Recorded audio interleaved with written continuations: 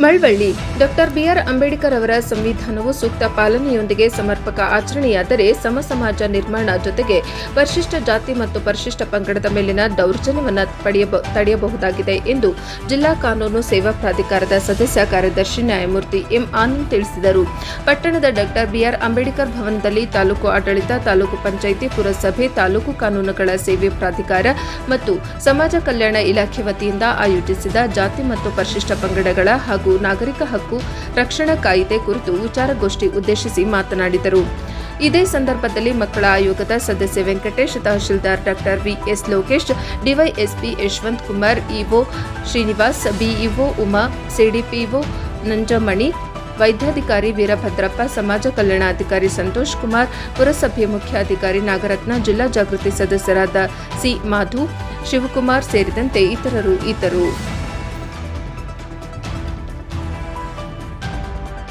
ಒಬ್ಬರ ಬದುಕನ್ನ ಇನ್ನೊಬ್ರು ಕಿತ್ಕೋಬೇಡ ಅನ್ನೋ ಉದ್ದೇಶಕ್ಕೆ ನೋಡಿ. ಇಲ್ಲಿ ಕಾನೂನಲ್ಲಿ ಹಕ್ಕುಗಳು ಇದೆ, ಕರ್ತವ್ಯಗಳು ಇದೆ. ಹಕ್ಕು ಮತ್ತು ಕರ್ತವ್ಯಗಳು ಒಂದೇ ನಾಣ್ಯದ ಎರಡು ಮುಖಗಳಿದ್ದಂತೆ. ನಾವು ಬರೀ ಹಕ್ಕುಗಳ ಬಗ್ಗೆ ಮಾತ್ರ ಚಲಾವಣೆ ಮಾಡ್ತೀವಿ, ಆದ್ರೆ ಕರ್ತವ್ಯ ಮರಿತೀವಿ. ಇವತ್ತಿನ ಪರಿಸ್ಥಿತಿ ಹೆಂಗಪ್ಪ ಇದೆ ಅಂತಂದ್ರೆ ಎಲ್ಲ ನನ್ಗೆ ಬೇಕು, ಯಾರಿಗೇನಾದ್ರೆ ನನ್ಗೇನಾಗ್ಬೇಕು ಅಂತ ಈ ಒಂದು ಧೋರಣೆ ಇದೆ. ಈ ಧೋರಣೆ ಯಾವಾಗ ನಿಲ್ಲುತ್ತೋ ಆಗ ಸಮಾಜ ನಿರ್ಮಾಣ ಆಗಕ್ ಸಾಧ್ಯ ಆಗುತ್ತೆ. ಇವತ್ತು ನಾವೆಲ್ಲರೂ ಸಹ ಇವತ್ತೆಲ್ಲ ಸಮುದಾಯದ ಮುಖಂಡರಿದ್ದೀರಿ. ಈ ಒಂದು ವಿಚಾರಗೋಷ್ಠಿ ನಿಜವಾಗೂ ಕೂಡ ಸಾರ್ಥಕತೆ ಅಂದ್ರೆ ತಪ್ಪಾಗ್ಲಾರ್ದು. ಯಾಕಂದ್ರೆ ಎಲ್ಲಾ ಸಮುದಾಯ ವರ್ಗದವರಿದ್ದಾಗ ಮಾತ್ರ ಈ ಒಂದು ವಿಚಾರಗೋಷ್ಠಿ ಯಶಸ್ವಿ ಆಗಕ್ಕೆ ಸಾಧ್ಯ ಆಗುತ್ತೆ. ಇವತ್ತು ನಾವು ಡಾಕ್ಟರ್ ಬಾಬಾ ಸಾಹೇಬ್ ಅಂಬೇಡ್ಕರ್ ಅವ್ರನ್ನ ನೆನೆಸ್ಕೋಬೇಕಾಗುತ್ತೆ. ಇವತ್ತು ನಾವೆಲ್ಲ ಸ್ವಚ್ಛವಾಗಿ ಆರಾಮಾಗಿ ನೆಮ್ಮದಿಯಿಂದ ಜೀವನ ಮಾಡ್ತಾ ಇದ್ದೀರಪ್ಪ ಅಂತಂದ್ರೆ ಅದು ನಮ್ಮ ಭಾರತದ ಸಂವಿಧಾನ. ಅದನ್ನ ಬರೆದಂತಹ ಬಾಬಾ ಸಾಹೇಬ್ ಅಂಬೇಡ್ಕರ್ ಅವರು ಮತ್ತೆ ಅವರ ಒಂದು ಟೀಮ್ಗೆ ನಾವು ಯಾವಾಗೂ ಕೂಡ ಋಣಿಯಾಗಿರ್ಬೇಕು.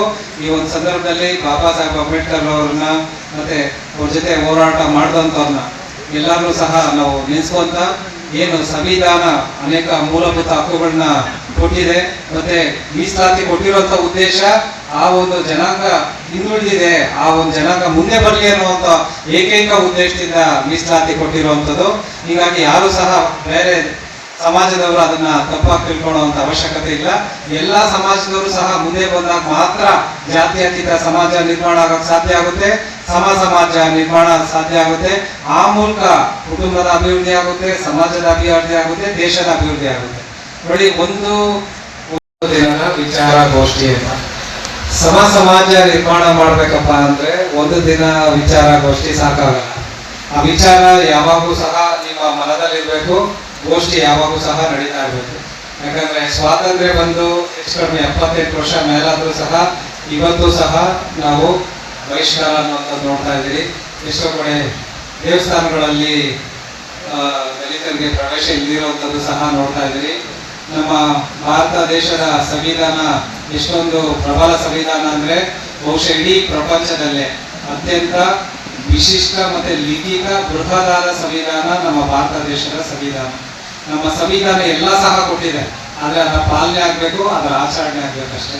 ಅದರ ಸಮರ್ಪಕವಾದಂತ ಪಾಲನೆ ಮತ್ತೆ ಸಮರ್ಪಕವಾದಂತ ಆಚರಣೆ ಆದಂದಾಗ ಈ ರೀತಿ ದೌರ್ಜನ್ಯಗಳು ಆಗೋದೇ ಇಲ್ಲ ನನ್ನ ಪ್ರಕಾರ. ಯಾಕಂದ್ರೆ ಸಮಾಜ ಅನ್ನುವಂಥದ್ದು ಒಬ್ಬರಿಂದ ನಿರ್ಮಾಣ ಆಗುವಂಥದ್ದಲ್ಲ. ಎಲ್ಲ ಧರ್ಮಗಳು, ಎಲ್ಲ ಸಮಾಜದವರು ಸಹ ಒಂದು ಭ್ರಾತೃತ್ವ ಭಾವನೆ ಇಟ್ಕೋಬೇಕು. ನಮ್ಮ ಭಾರತ ದೇಶ ಜಾತ್ಯತೀತ ದೇಶ. ಈ ಜಾತಿ ಅನ್ನುವಂಥದ್ದು ನಾವು ಮಾಡ್ಕೊಂಡಿರುವಂಥದ್ದು. ಈ ಹಿಂದೆ ನಾವು ವೇದಗಳ ಕಾಲದಲ್ಲಿ ನೋಡಿದಾಗ ವೃತ್ತಿ ಧರ್ಮದ ಮೇಲೆ ಜಾತಿ ಮಾಡ್ಕೊಳ್ಳುವಂಥದ್ದು. ಅದು ಯಾರು ಸಹ ಇಂಥ ಜಾತಿದಲ್ಲೇ ಹುಟ್ಟಬೇಕಂತ ಹೇಳ್ಬಿಟ್ಟು ಬರ್ಕೊಂಬಂದಿಲ್ಲ, ಕೇಳ್ಕೊಂಬಂದಿಲ್ಲ. ಮನುಷ್ಯ ಅಂತ ಅಂದ್ಮೇಲೆ ನಾವು ಮೊದಲನೇದಾಗಿ ಮನುಷ್ಯ ಜಾತಿ.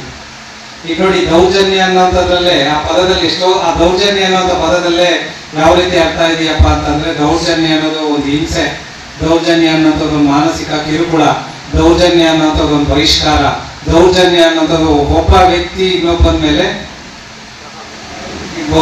ಅವನ್ನ ಒತ್ತಡ ಹಾಕುವಂಥದ್ದು, ಅವನ್ನ ಮಣಿಸುವಂಥದ್ದು, ಇದು ದೌರ್ಜನ್ಯ ಅಂದ್ರೆ ತಪ್ಪಾಗ್ಲಾರ್ದು. ಈ ದೌರ್ಜನ್ಯ ಅನ್ನೋಂಥದ್ದು ಮನುಷ್ಯನ ಮೇಲೆ ಮಾತ್ರ ನಾವು ಬಳಸ್ತೀವಿ.